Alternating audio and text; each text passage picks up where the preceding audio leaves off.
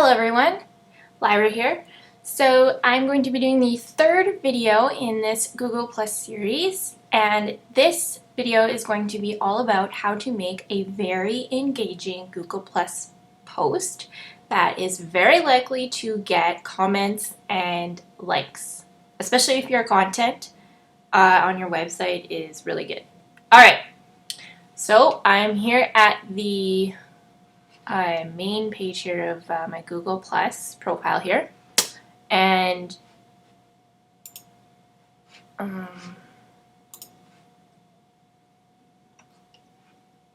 just hang on. Okay, so this is the little post box here.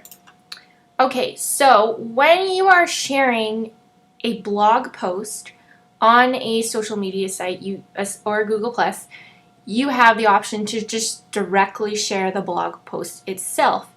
But based on my experience, this is not very effective. It doesn't get nearly as much engagement as an image does. Images are much more eye-catching, and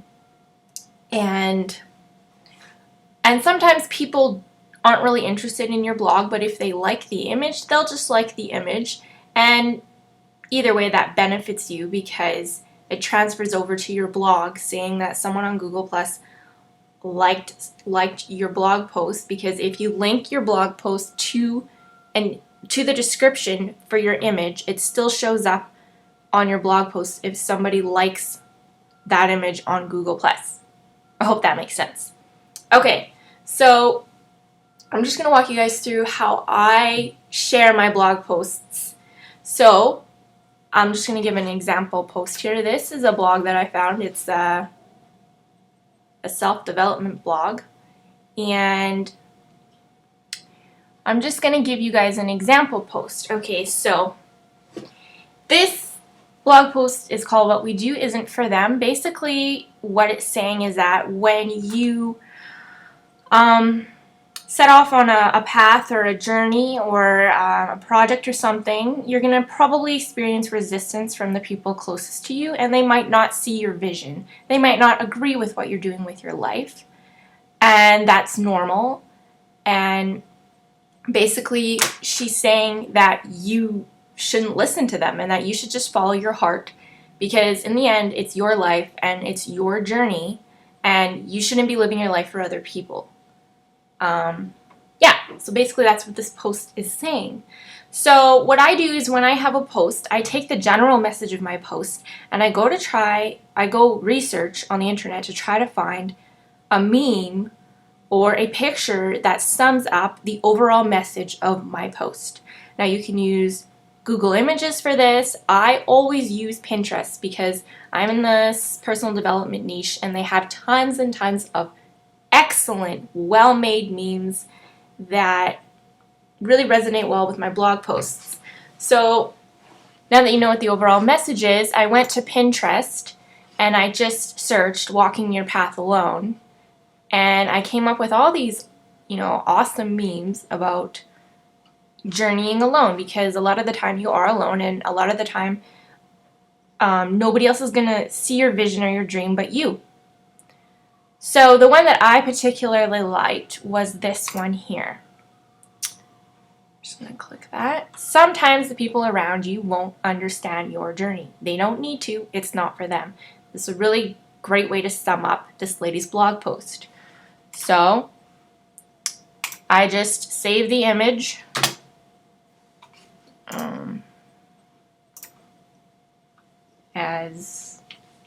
I'll just save it as a journey.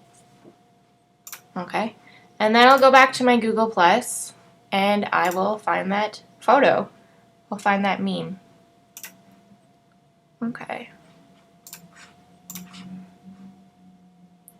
Great. So that is your main image, and then what you do is you utilize the description to basically summarize your blog post. People are lazy. They don't really want to click a link to visit your site.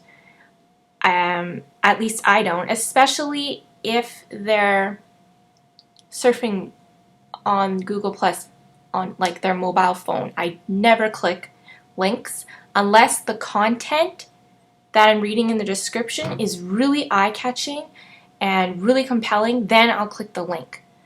So basically what you have to do is entice people to click your link by utilizing the description. And so what I do is I basically do a mini blog post in my description.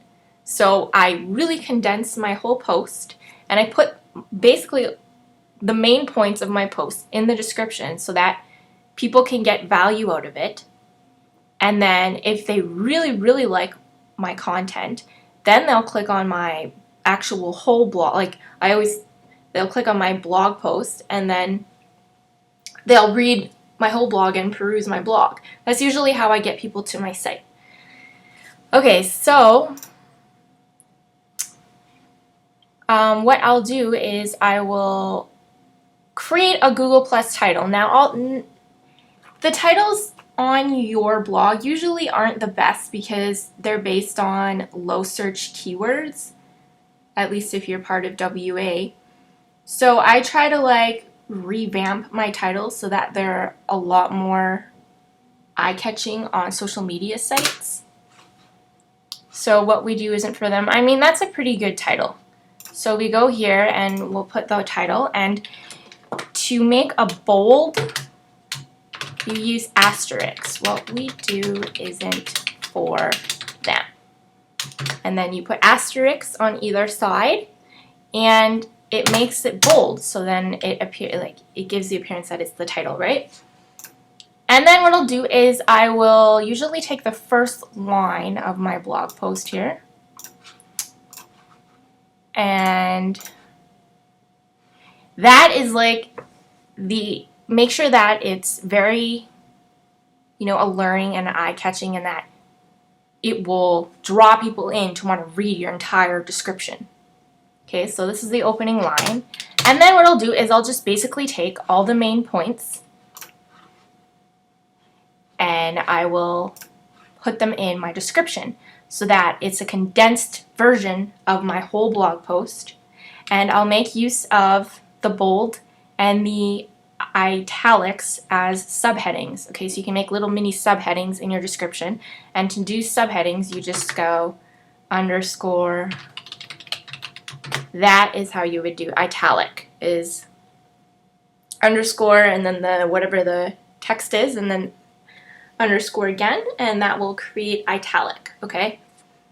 And then I will go view full post here, and then I will link the entire post. Okay, so link to your site, and then that will connect your blog post to Google Plus so that when people like it, it will transfer over to your site. And then I will also do some hashtags. It's just so that it's more likely to get seen. So, life adventure, okay, and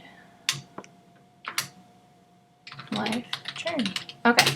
Something like that, something related to whatever your post is about. And then you click whatever community would be the best to post your post to, or post it to your public profile. And then you would click share. So I'm going to show you one of my example posts.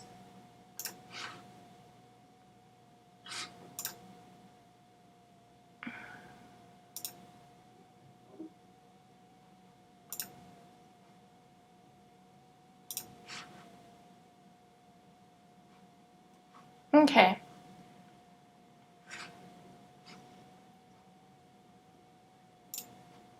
Sorry. All right.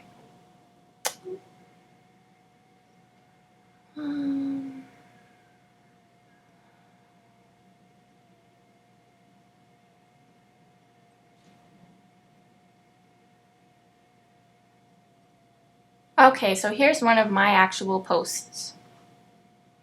I did a post about how to solve your everyday problems using a 4-step formula. You can see my title is bold here. I tried to make it enticing, and then I did the opening line, which is meant to draw people in. to read my whole description. As you can see here, this is the condensed version of my entire blog post. The italics here are subheadings, and then I put my link to it and hashtags, and then I used a meme that basically sums up my blog post. And as you can see here, it got a decent amount of engagement, and that transfers over to your site. So it'll say, you know, if they share it and if they like it and then they comment, if they commented, it all counts as like the number beside your Google Plus icon there on your site. So this would have like 50, the number 50. I hope you know what I mean. Okay, so yeah, that is how you would create a Google Plus post that is very likely to get engagement, very likely for people to actually read your content. And I know it does require a bit more time and work, but I think that it's worth it because, again, you get an idea if your content is actually good, because people will read this, and if they like it, they will comment and say, oh, I really liked what you put, blah, blah, blah. And if they really like it, they'll go to your site and they'll look at your other posts. So instead of just sharing the actual blog post itself, this is much more engaging and much more effective in my opinion. Okay, I hope this helps some of you guys out there, and good luck with your Google Plus adventures. Okay, bye.